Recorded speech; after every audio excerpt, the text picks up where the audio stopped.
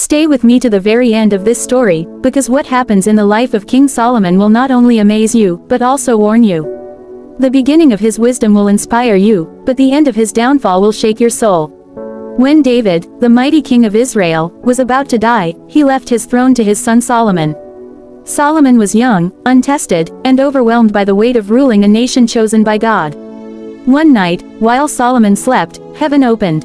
God appeared to him in a dream, and his voice rolled like thunder over deep waters. Ask for whatever you desire, and I will give it to you. Solomon could have asked for riches. He could have asked for long life or the destruction of his enemies.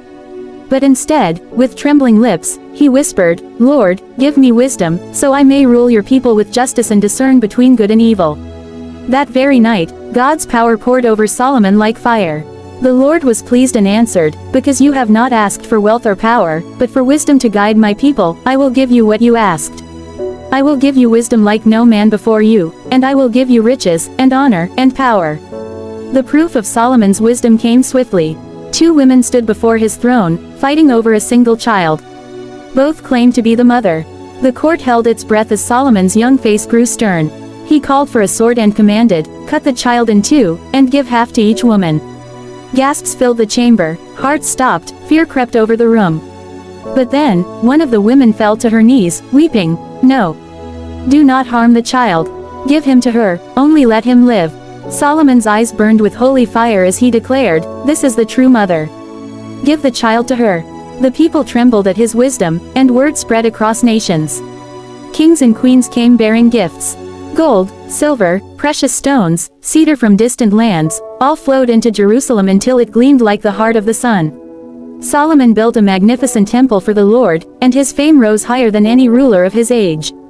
But here is where the story turns dark. Wealth led to pride. Pride opened the door to desire. Solomon took wives from foreign nations, and with them came strange gods and idols.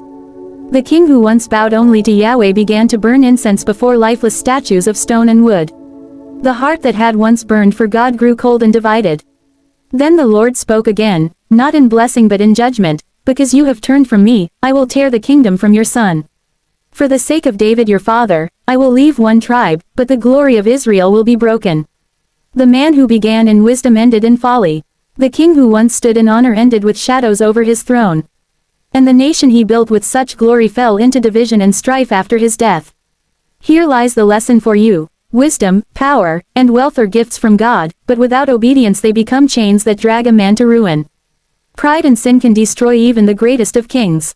If Solomon, the wisest man who ever lived, could fall, how much more must we guard our own